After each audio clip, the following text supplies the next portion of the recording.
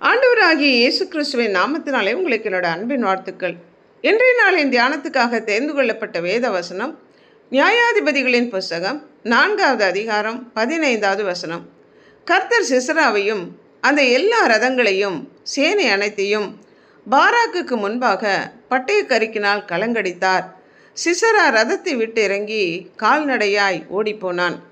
கர்த்தர் சிசராவையும் அவன் சேனை அனைத்தையும் பாராக்கின் கையில் ஒப்பு கொடுத்தார். நியாயாதிபதிகளின் நாட்களிலே கர்த்தருடைய வார்த்தையின்படி யாக்கோபின் சந்ததியார் நடக்காத போது கானானியரின் ராஜாவாகிய யாபீனிடம் கர்த்தர் அவர்களை ஒப்பு கொடுத்தார். அவன் அவர்களை கொடுமையாய் ஒடுக்கினான். அவர்கள் தேவனை நோக்கி முறையிட்ட போது கர்த்தர் தீர்க்கதரிசியாகிய தெபொராளை எழுப்பினார். தெபொராள் அவர்களை நியாயம் விசாரித்தாள்.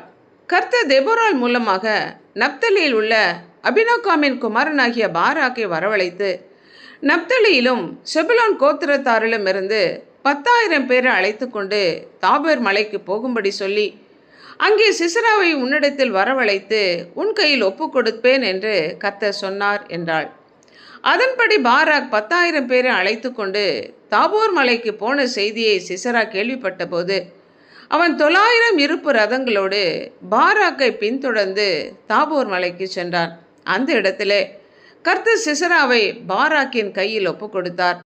வறண்டு போயிருந்த கீசோன் நதி கர்த்தரால் திடீரென்று ஏற்படுத்தப்பட்ட பெருமழையின் வெள்ளத்தினாலே சிசராவின் 900 இருப்பு ரதங்களை மத்தியதரை கடலுக்கு அடித்துச் சென்றது.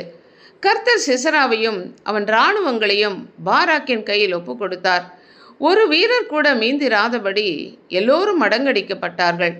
சிசரா கால்நடையாக நடந்து வந்து ஏபேரின் மனைவியாகிய யாகேலின் கூடார தண்டையிலே வந்தான்.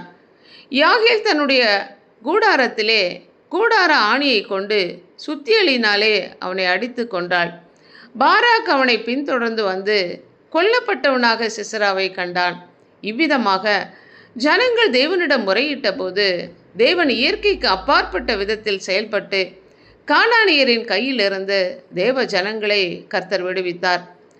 நம்முடைய இக்கட்டான சூழ்நிலைகளில் நாம் தேவனிடம் ஜெபிக்கும்போது, அவருடைய வார்த்தைகளுக்கு செவிசாய்த்து நடக்கும்போது கர்த்தர் மனமிறங்கி இயற்கைக்கு அப்பாற்பட்ட விதத்தில் செயல்பட்டு நம்மை காப்பாற்றுகிறார். ஜெபிப்போமா? அன்புள்ள ஆண்டவரே, தேவ ஜனங்கள் உம்முடைய வார்த்தையை மீறி நடந்தபோது கர்த்தர் அவர்களை தண்டித்தீர். திரும்பவுமாக அவர்கள் உம்மிடம் வந்தபோது அவர்களுடைய விண்ணப்பத்தை கேட்டு அவர்கள் எதிர்பார்த்திராத விதத்தில் அவர்களுக்கு வெற்றியை கொடுத்தீர். அதே போல உம்முடைய வார்த்தைகளுக்கு நாங்கள் கீழ்ப்படிந்து நடக்கும்போது இயற்கைக்கு அப்பாற்பட்ட விதத்தில் கர்த்தர் எங்களுக்காக வழக்காடி எங்களை பாதுகாக்கிற தயவிற்காக நன்றி செலுத்துகிறோம். நீர் எங்களுக்கு கற்பிக்கிற உம்முடைய வார்த்தைகள் ஒவ்வொன்றுக்கும் நாங்கள் உடனடியாக கீழ்ப்படிந்து நடக்கத்தக்கதான கிருபை தரும்படியாய் எங்களை அர்ப்பணித்து இயேசு கிறிஸ்துவின் நாமத்தினால் ஜெபிக்கிறோம் பிதாவே. ஆமென்.